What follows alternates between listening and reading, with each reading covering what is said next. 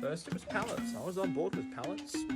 Then suddenly it was resins and live edge and preserving things and being all eco, and that's fine. I was on board with that too. And now it's clocks. Talk about moving the goalposts, guys. Clocks. Okay, fine. What clocks? I'll make a clock video too. Hello, here's the story from the beginning. I was given this clock kit some time ago by Aussie Matt. Check his channel out. He gave it to me to practice my soldering.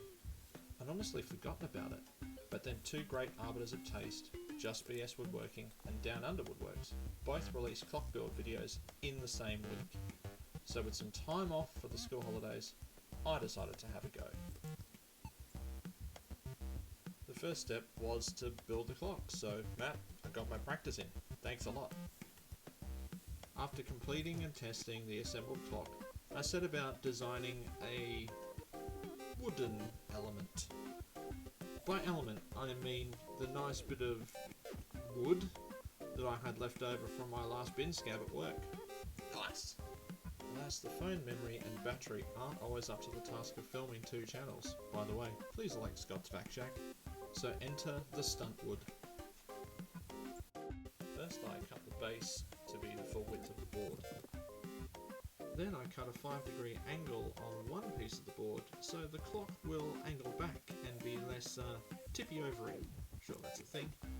After trimming the upright angly clock mounty bit to width, I did a lot of clever marking up, some of which I even recorded in potato vision.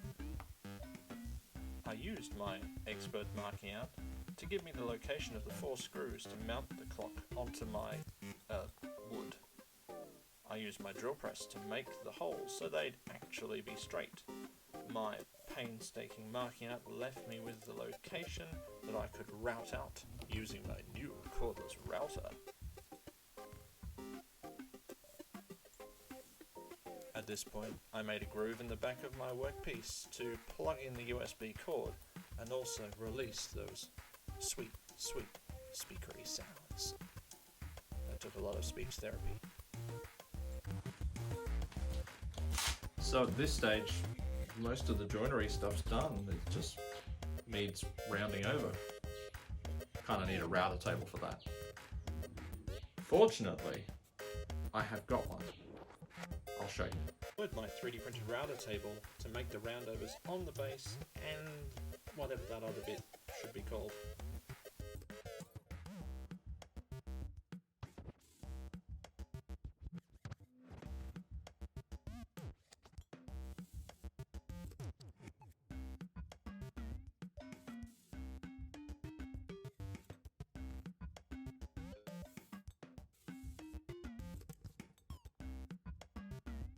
As the clock has a temperature sensor, I wanted to be sure that it would get sufficient air without giving false readings. So to that end, I went into Fusion 360, clever right, and designed some spaces, then proceeded to the Banana Lab for 3D printing. Well, there's another clock up. I wasn't meant to route that corner. I suppose it's going to be an interesting feature and a nice place to collect dust.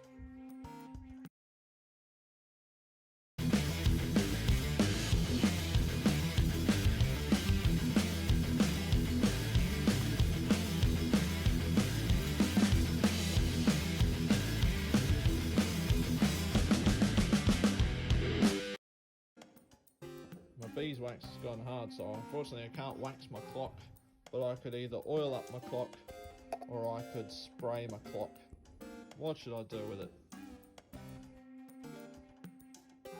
I applied 2 coats of spray lacquer to the wood bits and assembled them with screws.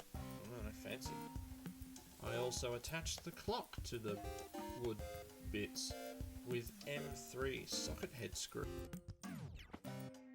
If you've made it this far, well done. Thanks for watching. I have other videos as well. Maybe one of them will be good to watch next. Or look up Just BS Woodworking or Down Under Woodworks. Oh, and Scott's Back Shack. Do you like languages? You should try Language Learning for Beginners. Or Aussie Matt 61. Or just watch the rest of my videos. That would be really nice too. Thanks. Please like and subscribe. Or not, but it'd be really nice if you did.